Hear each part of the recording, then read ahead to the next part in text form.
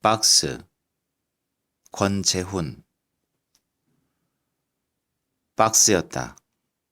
여러 박스를 해체한 다음 다시 이어붙여 더 크게 만든 것이었다.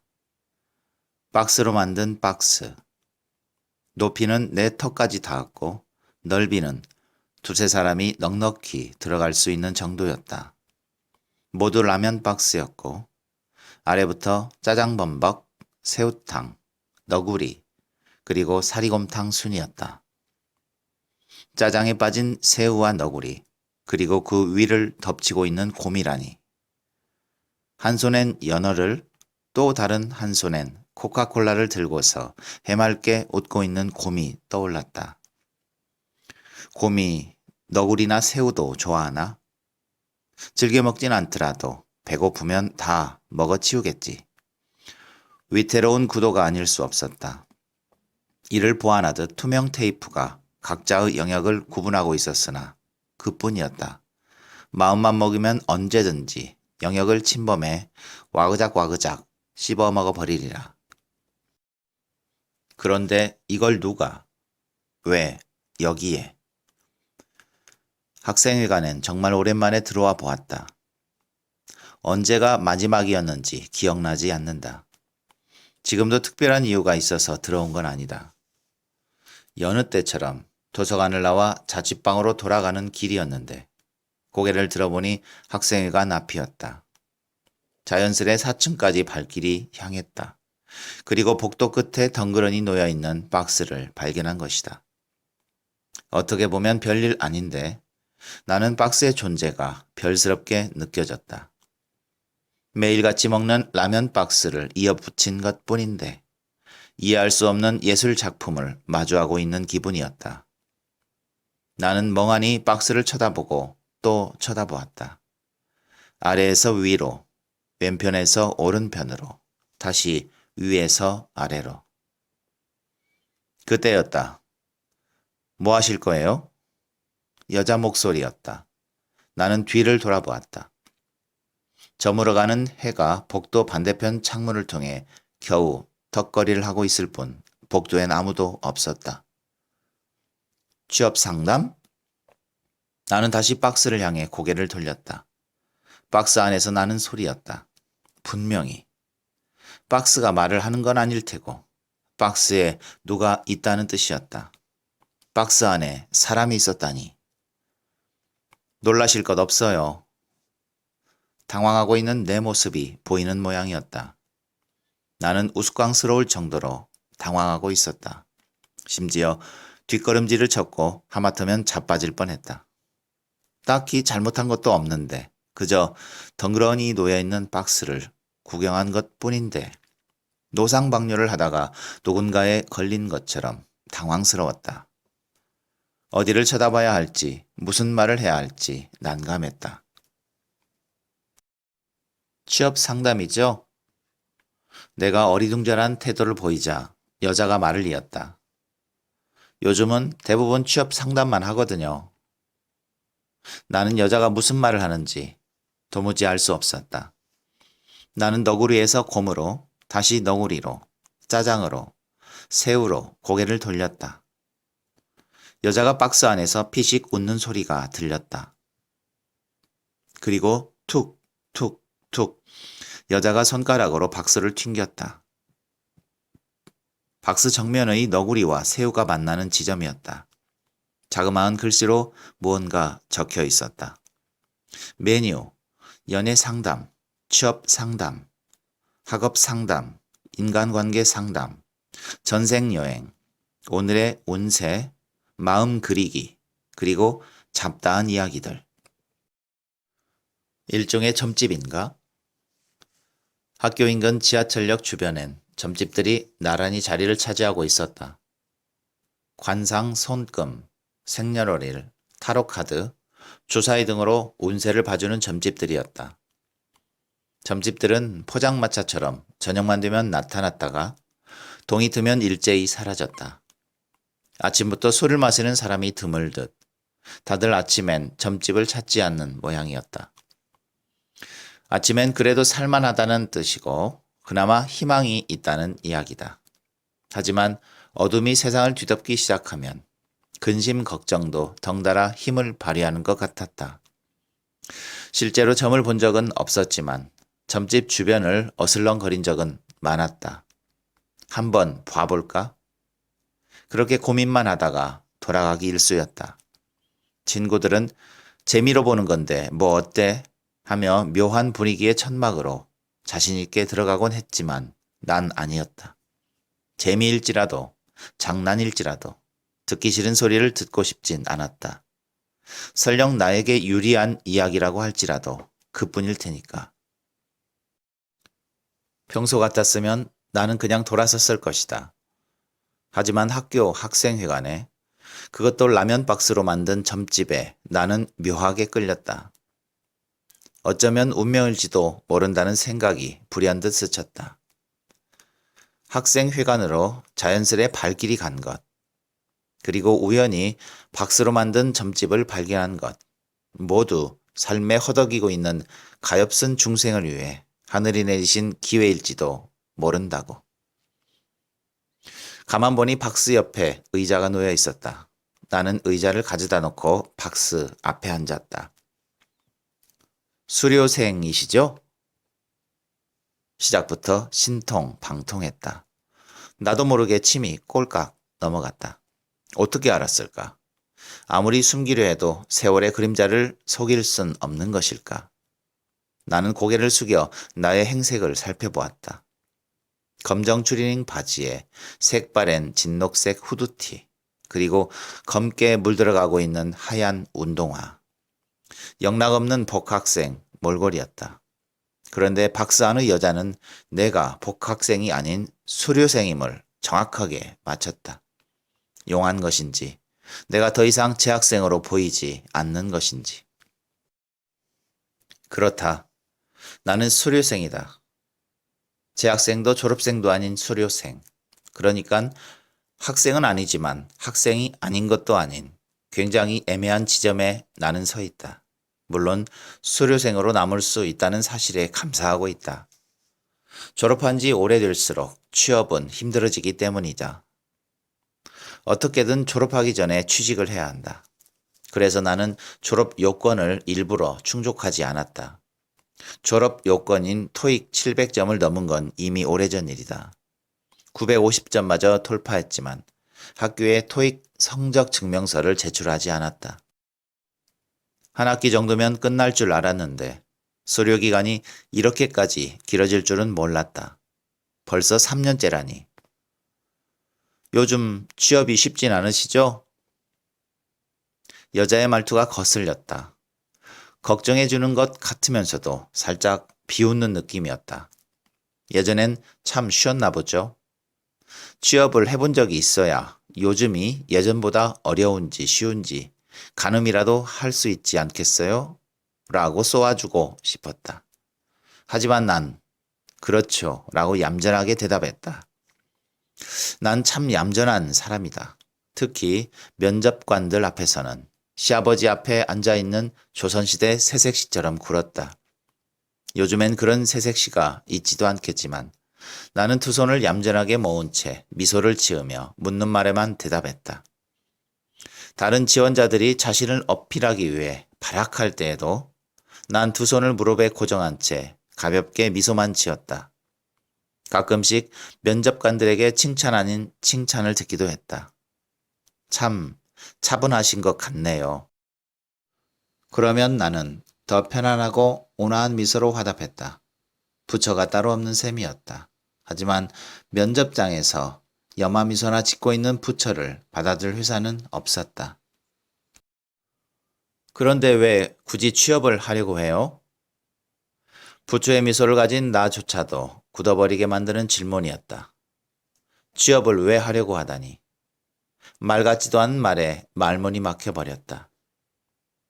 간혹 면접장에서도 이런 일이 벌어지곤 했다. 아버지가 좋으세요? 어머니가 좋으세요? 아주 어렸을 때 지구준 어른들이나 하던 멍청한 질문이었다.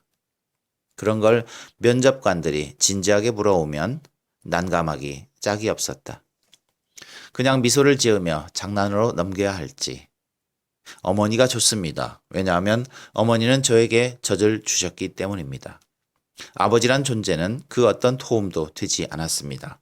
단지 젖을 차지하려는 적수에 불과할 뿐이었죠. 라며 정색하고 말해야 할지 알 수 없었다. 인적성 시험을 볼 때도 당황스러운 일이 종종 있었다. 불을 보고 가슴이 두근거린 적이 있다. 그게 문제였고 OX 중 하나를 택해야 했다. 불을 보고 가슴이 두근거린다는 게 도대체 어떤 의미일까? O가 정답일까? X가 정답일까? 정답 여부를 떠나서 솔직하게 답하기조차 어려웠다. 불을 보고 가슴이 두근거려 본 적이 있었는지 나조차도 기억나지 않았다.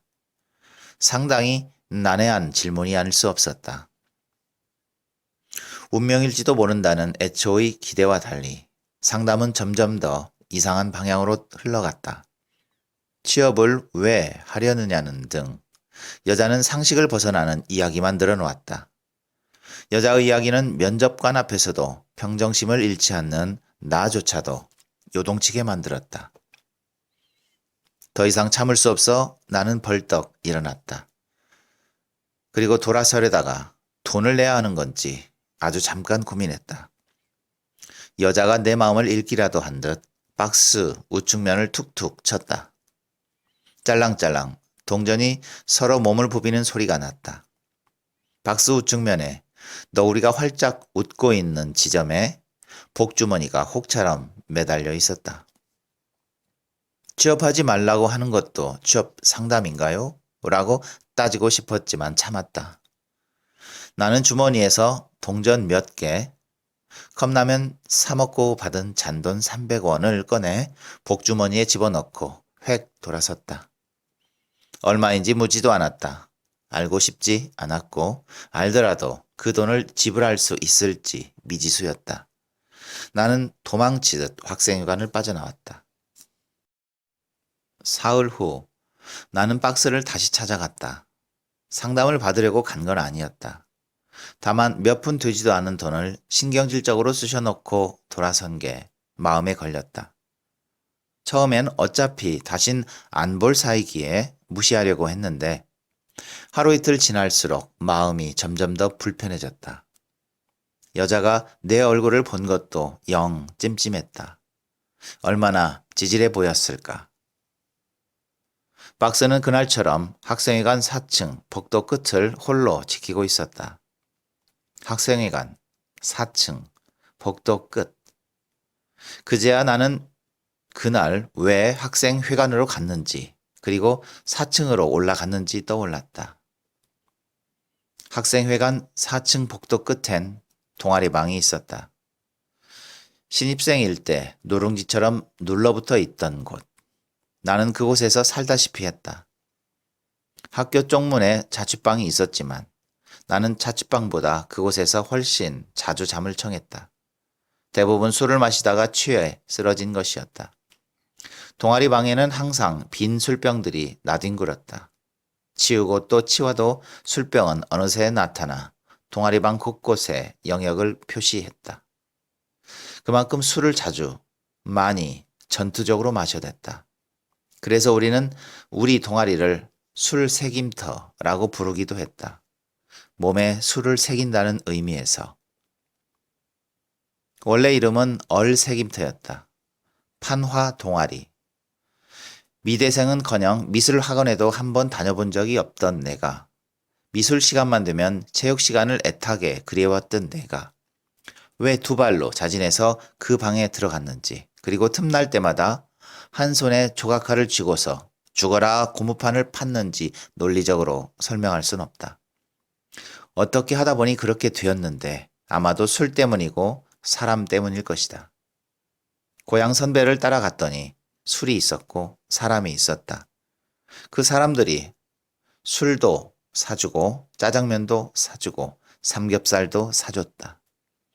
그렇게 며칠 지내고 나니 그때부턴 누가 부르지 않아도 자연스레 그곳을 향하고 있었다. 대한민국에서 처음으로 월드컵이 열리고 또 우리나라가 승승장구하며 4강까지 올라간 해였다. 게다가 난 신입생이었다. 부어라, 마셔라. 모든 게 용납되던 시절이었다.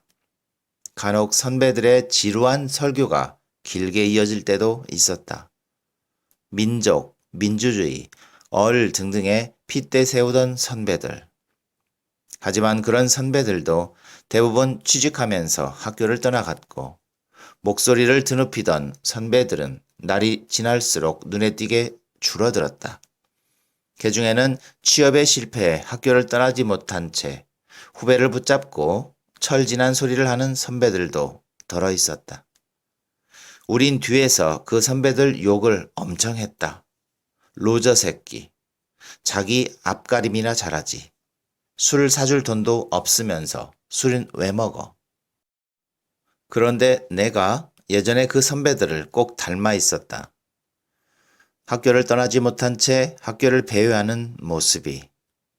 물론 나는 동아리방을 찾아가지도 후배들에게 어설프게 훈계하지도 더더욱 않는다. 오히려 후배들이 나를 볼까 일부러 피해 다닌다. 그나마 다행인 건 요즘엔 고무판에 판화를 파고 술에 몸을 찍어내는 후배들이 거의 없다는 점이다.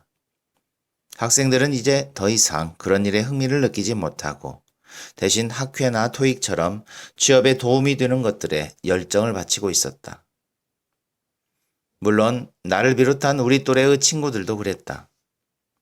하지만 그건 군대 갔다 와서 복학하거나 취업을 앞두고 있을 때 이야기였지 신입생일 때의 이야기는 아니었다. 그런데 지금은 1학년 때부터 미리미리 준비를 하는 모양이었다. 그러다 보니 우리 동아리에도 신입생이 들어오질 않아 곧 없어질 수 있다는 동아리방을 빼앗길지도 모른다는 말을 후배들로부터 들은 적이 있었다. 그래서 찾아간 것이었다. 잘 있나 싶어서, 궁금해서. 지난번엔 죄송했어요. 경황이 좀 없어서. 누가 보면 정신 나간 사람처럼 보일 것만 같았다. 박스에 대고 머리를 조아리고 있다니. 다행히 복도엔 나와 그리고 박스 안에 있는 여자 말고는 아무도 없었다. 괜찮아요. 잘못하신 것도 없는데요. 여자는 정말 아무렇지도 않은 모양이었다. 오히려 내가 더 머쓱해졌다. 괜히 왔나 싶었다. 아, 네. 그럼 혹시 얼마를 더 드려야 하는지. 돈 내고 가셨잖아요. 그러긴 했는데 제대로 대가를 지불한 것 같진 않아서요. 처음 오셔서 잘 모르시는구나. 멍한 내 표정을 보았는지 여자가 말을 이었다. 돈은 내고 싶은 만큼만 내시면 돼요. 아, 정말 괜히 왔다. 여자 눈에 내가 얼마나 병신처럼 보였을까. 3,000원도 아닌 300원을 내고 도망쳤던 남자가 다시 찾아와서 어줍지 않게 사과나 하고 있으니 말이다. 오늘도 취업 상담? 나는 차마 아니라고 말하지 못하고 의자에 차분히 앉았다. 가까이서 보니 박스 정면의 너구리 눈 쪽에 구멍이 송송 뚫려 있었다. 매표소처럼. 구멍은 제법 많았지만 크지 않아 박스 안이 보이지는 않았다. 눈을 갖다 댄다면 모를까. 여자는 이 구멍들을 통해 밖을 관찰하고 있겠지. 그리고 박스 상단인 사리곰탕 쪽에는 좀 더 큰 구멍이 숭숭 뚫려 있었는데 그 구멍을 통해 빛도 들어오고 환기도 되는 모양이었다. 목소리만으로는 여자의 나이를 짐작하기 어려웠다. 여자 목소리는 박스 안에서 울려 나왔기 때문에 뭉툭했다. 실제 목소리와는 분명 차이가 있을 터였고 실제 목소리를 듣는다고 해서 나이를 알 수 있을 것 같지는 않았다. 다만 나는 상담 내용을 바탕으로 여자는 내 또래이거나 나보다 어릴 것이라 추정했다. 여자는 그때처럼 이상한 이야기만 늘어놓았다. 취업을 왜 하려고 하느냐? 꼭 대기업이어야 하느냐?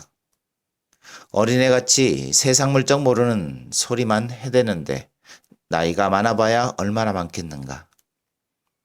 그런데 여자는 오히려 나를 어린애 취급하듯 이야기하고 있었다.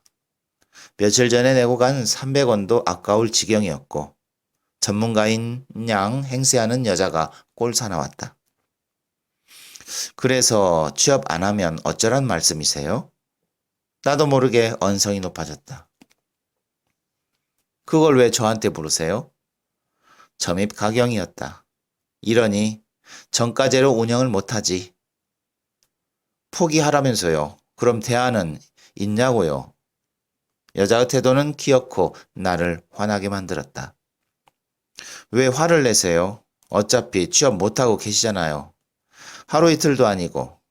그럴 바에야 그냥 깔끔하게 포기하시는 게 낫지 않겠어요?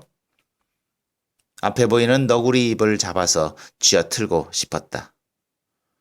포기하면 다 해결되나요? 돈은 어떻게 벌고 뭘 먹고 살아요? 당신이야 상담이라도 하니깐 그렇다 치고. 하긴 이런 것도 꼴의 상담이라고. 그러니 여기서 이러고 있겠지만 누군가에게 악담을 한 건 정말 오랜만이었다. 뭐라고요? 여자도 화가 치미는 모양이었다. 하지만 나에 비할 바는 아니었다. 나는 자리를 박차고 일어섰다. 의자 끌리는 소리가 복도를 갈랐다. 나는 주머니를 뒤졌다.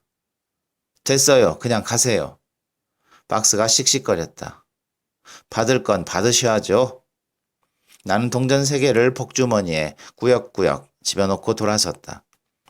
그날 이후에도 나는 계속 떨어졌다. 인적성 시험을 볼 수 있는 기회마저도 잘 주어지지 않았다. 1단계 서류에서 떨어지고 또 떨어졌다. 나이 때문인 것 같았다. 하긴 화려한 스펙을 가진 젊고 유능한 친구들이 얼마나 많을까. 어쩌면 나는 자동으로 걸러지고 있는지도 몰랐다. 자기소개서도 읽어보지 않고서 말이다.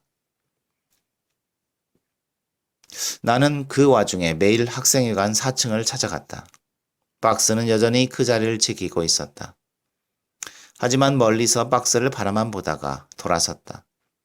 매일같이 찾아가 놓고 마음을 접길 반복했다. 나조차도 내가 왜 계속 그런 행동을 반복했는지 잘 모르겠다. 어쩌면 여자의 어이없는 이야기를 듣고 싶었던 것인지도 모른다. 여자 말대로 취업을 포기하는 게 정말 합리적인 행동일 수도 있다는 생각이 들 때가 있었다. 나는 5학기가 지나갈 동안 취업문을 통과하지 못하고 있었다. 취업 준비만 하다가 인생을 종칠 순 없는 노릇이었다. 하지만 포기한다고 답이 있는 것도 아니었다. 반값 내는 날은 한 달에 한 번 어김없이 찾아왔고 나를 걱정하는 엄마의 전화 주기는 점점 짧아졌다. 그렇게 학생회관을 드나들수록 여자에 대한 호기심은 커져갔다. 여자는 어떻게 생계를 이어가고 있을까? 하루 수입은 얼마나 될까? 우리 학교 학생일까? 어디에 살까? 박스 안은 어떻게 꾸며놓았을까? 출근은 언제 하지? 퇴근은 언제 하고? 예쁠까? 도대체 무슨 생각으로 사는 걸까? 그땐 죄송했어요. 하루는 용기를 내 박스에 다가가 말했다. 박스에 대고 벌써 2번째 하는 사과였다. 다행히 여자는 지난번처럼 아무렇지도 않아 보였다. 오히려 왜 한동안 찾아오지 않았냐며 반가워했다. 그냥 조금 바빴어요. 여자는 반색하며 취업에 성공했냐고 물었다. 나는 손사래를 쳤다. 굳이 그럴 필요까지는 없었는데 무안했다. 여자는 분위기를 바꿔보려는 듯 오늘은 어떤 걸 하겠느냐고 물었다. 취업 상담은 지겨우니까 다른 걸 해보자고 덧붙였다. 나 또한 취업 상담을 다시 하고 싶은 마음은 없었다. 내가 궁금한 건 여자였다. 오늘은 제 얘기 말고 그쪽 얘기를 했으면 좋겠는데요. 여자는 흔쾌히 허락했다. 심지어 살짝 들뜬 목소리였다. 나는 잠시 머뭇거리다가 물었다. 하루에 얼마 정도 버세요? 여자는 박스가 꺼질 듯 한숨을 내쉬었다. 하긴 벌어봐야 얼마나 벌겠는가. 찾아오는 사람도 별로 없을 테고. 찾아오는 사람이라 해봐야 학생들일 텐데. 괜한 질문을 한 것 같아서 미안했다. 그런데 여자의 한숨은 조금 다른 의미였다. 글쎄요, 딱히 계산해 본 적이 없어서. 여자는 맥 빠진 목소리로 말했는데 나도 맥 빠지기는 마찬가지였다. 계산해 본 적이 없다니. 나라면 사람들이 상담받고 돌아가면 재빨리 복주머니부터 확인할 텐데 사람들이 얼마나 냈는지 궁금하지 않느냐고 물었다. 가끔씩요. 하지만 얼마를 냈는지 일일이 확인하진 않아요. 큰 의미도 없고. 왜 의미가 없단 말인가? 그 돈으로 먹고 사는 것 아니던가? 이건 그냥 취미 생활이란 말인가?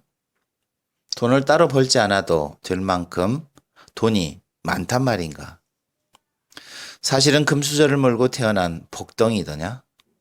나는 다시 한번 물었다. 하루 수입은 얼마인지, 그걸로 생활이 가능한지. 말씀드렸듯 얼마를 벌었는지 매일 체크하진 않아요. 그냥 번 만큼 써요. 그게 다예요. 여자는 덤덤하게 또 단호하게 말했다. 장난처럼 느껴지지 않았다. 그래서 더는 물어볼 수 없었다. 복도에 정적이 찾아왔다. 학생회관이 이렇게까지 조용했나? 방학이라고는 하지만 사람이 없어도 너무 없었다. 도서관이라고 해도 믿을 정도였다. 동아리방은 굳게 닫혀 있었다. 얼새김터라는 명패만이 동아리방을 홀로 지키고 있을 뿐이었다. 예전엔 완전 시장바닥이었는데 문이 닫히기가 무섭게 문이 열릴 만큼 드나드는 사람이 많았고 고무판 냄새가 동아리방을 삐져나와 복도를 진동했는데 형편없는 실력이었지만 우리가 찍어낸 작품들이 동아리방을 복도를 가득 메웠는데 오랜 침묵을 깬 건 너구리였다. 너구리가 입을 통해 무언가를 토해냈다. 종이였다. 여러 번 접힌 종이가 슥슥 소리를 내며 너구리 입에서 나와 바닥으로 떨어졌다. 난 종이를 주워 펼쳐보았다. 종이엔 그림이 그려져 있었다. 나도 모르게 푹 하고 웃어버렸다. 여자가 그린 것은 졸라맨이었다. 졸라맨 2명. 한 명은 박스 앞에, 다른 한 명은 박스 안에 앉아 있었다. 둘은 박스를 사이에 두고 서로를 마주보고 있었고 각자에겐 말풍선이 달려 있었다. 말풍선엔 의미를 알 수 없는 외계어가 적혀 있었지만 찢어진 눈과 입을 보아 둘 다 기분이 썩 좋지 않은 것만은 확실해 보였다. 이게 마음 그리기인가요? 내가 웃으면서 메뉴를 보며 물었다. 글쎄요. 여자도 웃으며 답했다. 누구의 마음이죠? 글쎄요. 나는 자취방에 돌아와서도 종이를 만지작거리며 그림을 계속 들여다보았다.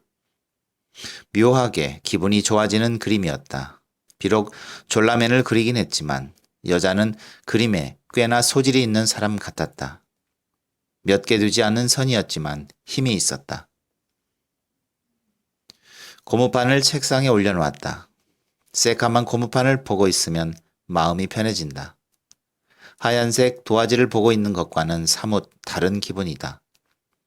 누군가는 하얀 도화지를 보면 그 가능성 때문에 가슴이 부푼다는데 나에겐 무척 큰 부담이었다.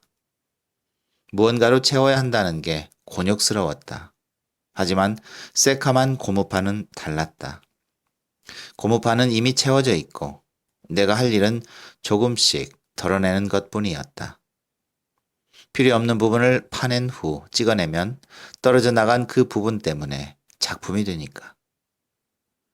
조각칼로 고무판을 미끄러지듯 부드럽게 파내기 시작했다. 아주 조금씩만. 대부분은 손대지 않고 그대로 두었다.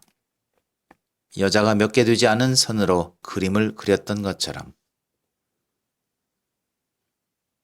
학교는 이미 어둠에 잠겨 있었다. 공부를 마치고 돌아가는 학생들, 더위를 피해 산책을 나온 동네 아주머니들, 그리고 도둑 고양이들이 어둠에 몸을 숨기고 있었다. 나는 잘 말려둔 그림을 돌돌 말아주고 어둠을 뚫고 학생회관으로 향했다. 여자에게 파나로 찍어낸 그림을 주고 싶었다. 여자가 모르게 너구리 입에 살짝 물려 놓고 올 참이었다.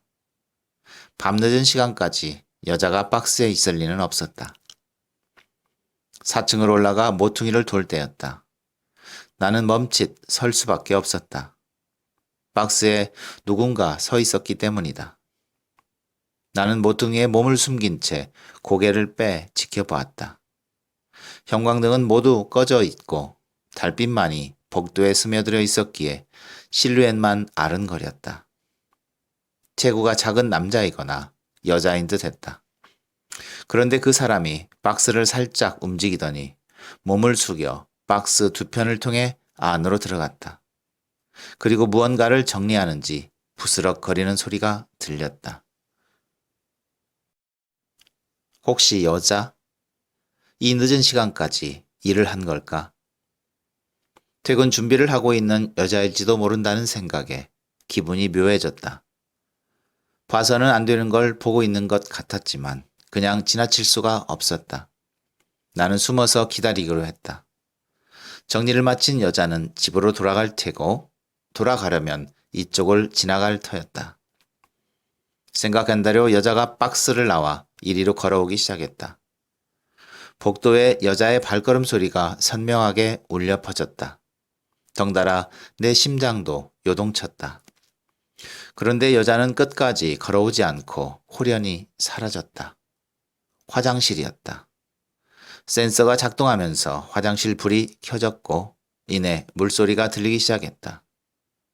여자는 양치를 했고 세수를 했다. 머리라도 감는 듯 물소리는 쉬이 그치지 않았다. 여자는 화장실에 꽤나 오래 있었다. 굳이 왜 여기서? 집에 가서 하면 될 텐데. 무섭지도 않은가? 물소리가 그치고 여자가 화장실을 빠져나와 다시 박스를 향해 걸어갔다. 화장실 불빛에 비친 여자의 한 손엔 수건이, 다른 한 손엔 세면 도구를 담은 자그마한 목욕 바구니가 있었다. 여자의 뒷모습은 아담했다. 단발머리에 마른 체형이었다. 이쪽으로 걸어왔다면 얼굴도 볼 수 있었을 텐데. 내 아쉬움을 비웃기라도 하듯 화장실 불마저 꺼져버렸다. 하지만 여자는 곧 나올 것이기에 조금만 더 기다리면 될 일이었다. 집에 가려면 어쨌든 여기를 지나가야만 했다. 그러나 여자는 좀처럼 나오지 않았다. 오히려 여자는 더 깊은 곳으로 들어가 버렸다. 박스 우측 동아리 방으로. 그곳은 내 동아리방 맞은편에 있는 미술 동아리방이었다. 이내 드라이기 소리가 들리기 시작했다. 분명 머리를 말리는 소리였다. 그러곤 끝이었다. 여자는 끝내 동아리방을 나오지 않았다. 동아리방 문틈으로 새어나오던 불빛마저 잠적해버렸다. 나는 숨죽인 채 동아리방을 향해 걸어갔다. 그러고 문에 귀를 바짝 갖다 댔지만 아무런 소리도 들을 수 없었다. 고요했다. 동아리방도 박스도 복도도. 나는 가져간 그림을 너구리 입에 물려놓고 학생회관을 빠져나왔다. 아침 6시 여자는 동아리방을 나와 2층 샤워실에 가서 씻는다.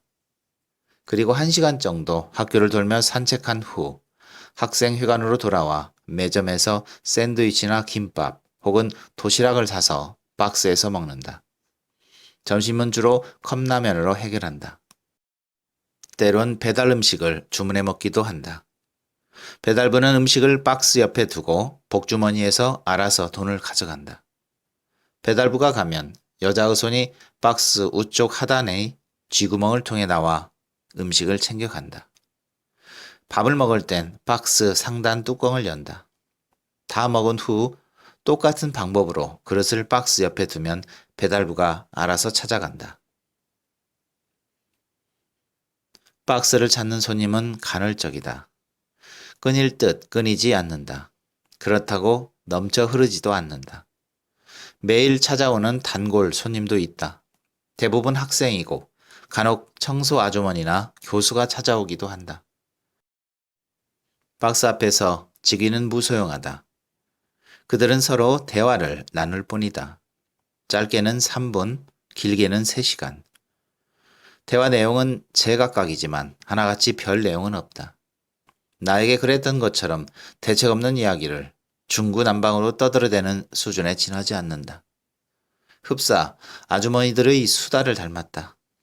때때로 그들은 시시콜콜한 이야기를 하며 복도가 떠나가도록 웃고 또 울고 또 싸운다. 여자는 늦은 밤이 될 때까지 박스에서 대부분의 시간을 보낸다. 가끔씩 화장실을 가거나 동아리방에 들어갈 때만 박스를 나올 뿐이다. 동아리방엔 무언가를 가져다 놓기도 하고 챙겨 나오기도 한다. 여자 외에 미술 동아리방을 찾는 사람은 극히 드물며 간혹 찾는 이들도 여자와 박스엔 관심이 없다. 여자가 미술 동아리방을 독차지하고 있다고 봐도 무방할 정도다. 아니 학생회관 4층 전체를 여자가 전세 냈다고 해도 될 수준이다. 학생회관 꼭대기층인 4층에 있는 동아리는 대부분 미술, 소설, 연극 등 예술과 관련이 있다. 각자의 동아리방을 찾아오는 학생들이 있긴 하지만 그 또한 아주 간헐적이며 무언가를 하기 위해서 오는 것은 아니다. 그들은 그림을 그리지도 소설을 쓰지도 연극을 하지도 않는다. 심지어 밥도 먹지 않는다. 전공서적을 챙겨가거나 잠깐 쉬고 가는 수준에 지나지 않는다. 여자는 주 5일 근무제를 고수한다. 주말엔 쉰다. 학생회관을 벗어나 친구를 만나기도 하고 짧은 여행을 떠나기도 한다. 영화도 보고 운동도 한다. 다만 잠은 동아리방에서 잔다. 그리고 평일엔 다시 학생회관에서 일을 하고 밥을 먹고 잠을 자고 사람을 만난다. 나는 지난 한 달 동안 여자를 몰래 관찰했다. 그러고 내린 결론. 여자는 학생회관에서 살고 있다. 여자와 나는 공통점이 많았다. 나이, 학번, 학교 모두 같았다. 고향을 떠나 서울에서 살고 있고 동아리 활동도 열심히 했다. 우리는 학생회관 4층 복도 끝에 서로 마주보고 있는 동아리방에서 각자 활동했다. 나는 조각칼을, 여자는 붓을 들었다. 똑같은 시기에 활동했으니 오가며 많이 봤을 터였다. 어쩌면 함께 술을 마셨을지도 모른다. 예전엔 다른 동아리 사람들과 모여 술도 참 많이 마셨으니까. 하지만 나는 여자가 생각나지 않았고 여자도 나를 예전에 본 기억은 없다고 했다. 여자는 나처럼 수료생이었다. 논문을 내지 않았다고 했다. 취업 때문에 수료 상태로 남았는데 이젠 의미가 없다고 했다. 여자는 더 이상 지원서를 내지 않는다고 했다. 현재의 삶에 나름 만족하고 있었다. 불편하지만 나름 낭만적이라나. 박스에 사는 게 낭만적이라니. 하마터면 미친 거 아니냐고 말할 뻔했다. 그렇게 말했다고 하더라도 여자는 아무렇지 않게 받아들였겠지만 여자는 꿈이 뭐냐는 질문에 그냥 웃었다. 아니, 박장대소했다. 어찌나 크게 웃는지 박스가 들썩거릴 정도였다. 여자는 그런 종류의 질문에 항상 그런 식으로 응대했다. 꿈, 미래, 현실. 나는 진지했지만 여자는 전혀 관심이 없었다. 가끔씩은 화를 내기도 했다. 재미없는 이야기 할 거면 오지 말라고. 입 아프다고. 여자는 종종 그림을 그렸다. 여자가 그렇다고 말해줬다. 여자의 동아리방은 아마도 여자의 작품으로 도배되어 있을 것 같았다.